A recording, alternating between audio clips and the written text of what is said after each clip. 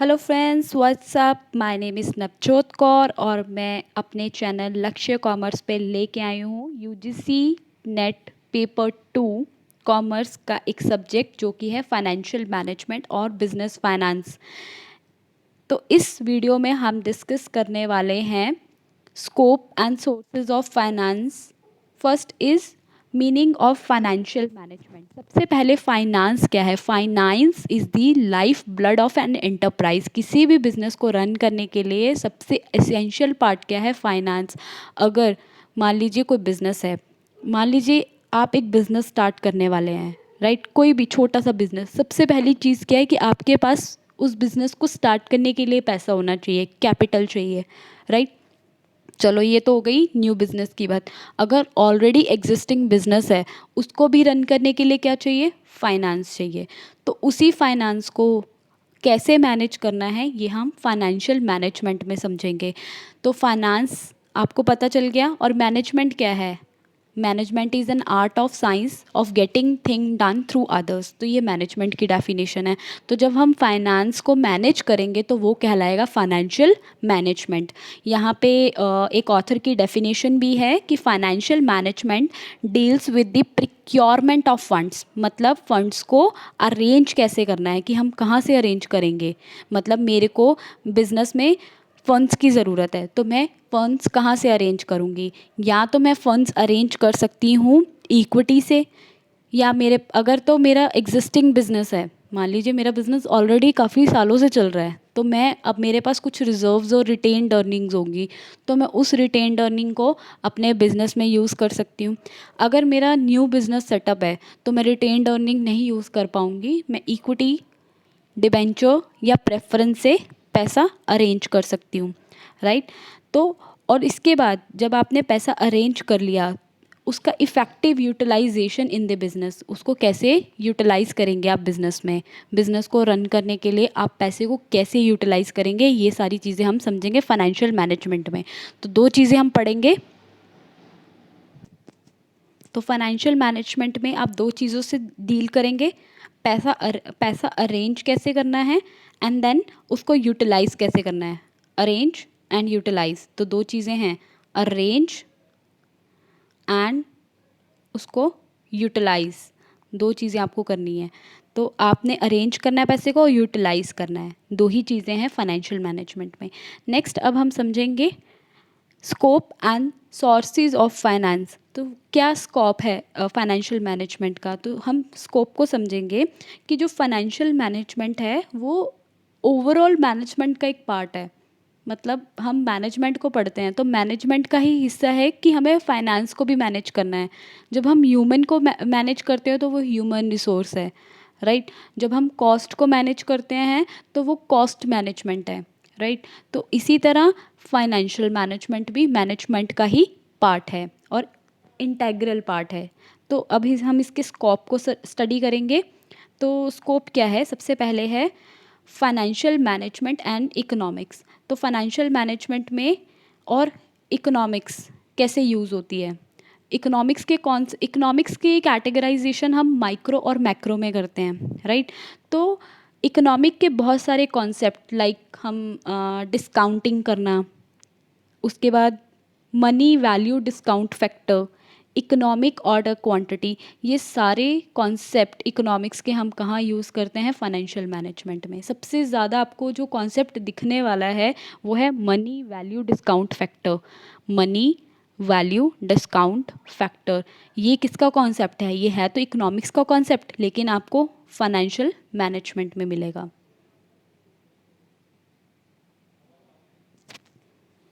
Financial management and accounting. Earlier time में क्या था कि फाइनेंशियल मैनेजमेंट और फाइनेंशियल अकाउंटिंग को सेम कंसिडर किया जाता था और उसको हम मैनेजमेंट अकाउंटिंग टर्म से डिनोट करते थे। लेकिन बाद में फाइनेंशियल मैनेजमेंट और अकाउंटिंग को सेपरेट कर दिया गया। तो अकाउंटिंग के बहुत सारे कॉन्सेप्ट हैं जो हम फाइनेंशियल मैनेजमेंट में स्टडी करते हैं। तो ये दोनों ही एक दूसरे के साथ इंटर रिलेटेड हैं और एक दूसरे का ही पार्ट हैं, राइट? नेक्स्ट है फाइनेंशियल मैनेजमेंट एंड मैथमेटिक्स।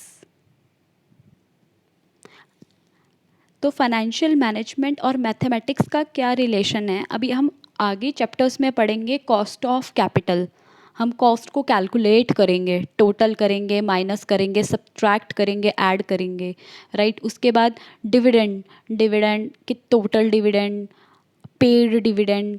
सो ये सारी कैलकुलेशन जो है वो फाइनेंशियल मैनेजमेंट और मैथमेटिक्स को रिलेटेड कर देती है। मतलब ये दोनों ही रिलेटेड हैं, क्योंकि मैथमेटिक्स से बहुत सारे कॉन्सेप्ट हैं जो फाइनेंशियल मैनेजमेंट में यूज़ किए जाते हैं। और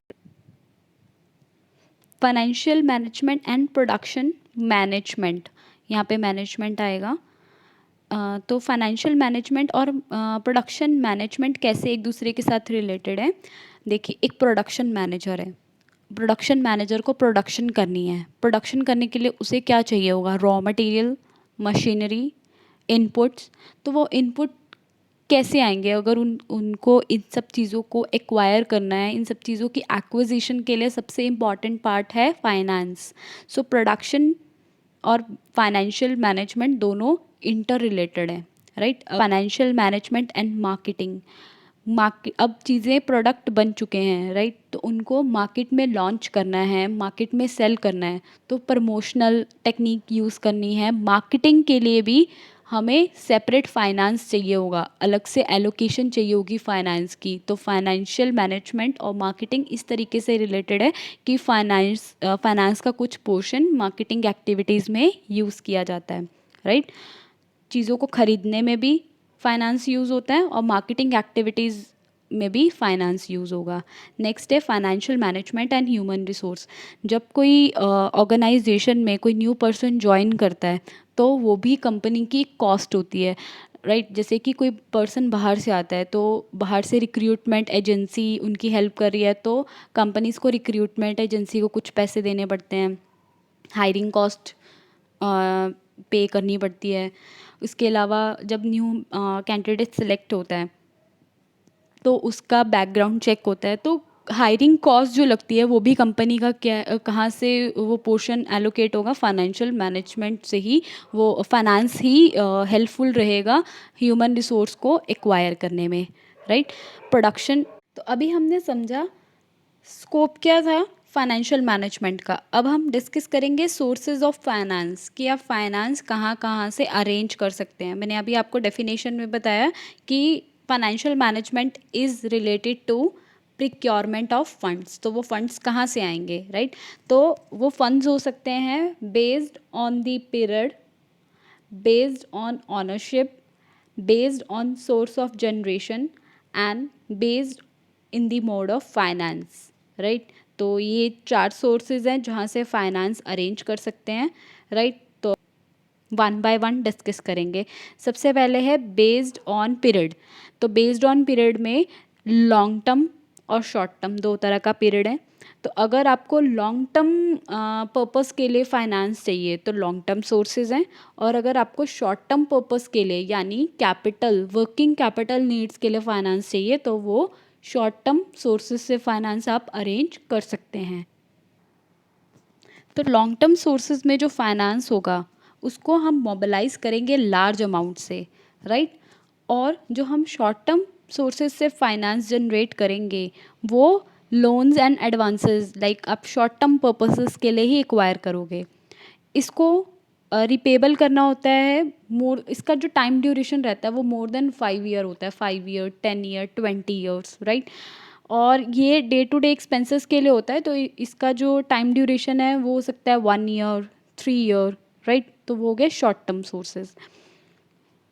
need to meet the capital expenditure of the firm purchase of fixed asset. मतलब ये कैपिटल एक्सपेंडिचर जो कंपनी करती है, अब ध्यान से समझिएगा, कैपिटल एक्सपेंडिचर, कैपिटल एक्सपेंडिचर यानी कि लॉन्ग टर्म एसेट्स खरीदना, राइट। कोई लॉन्ग टर्म एसेट्स खरीदना उसको बोलते हैं हम कैपिटल एक्सपेंडिचर।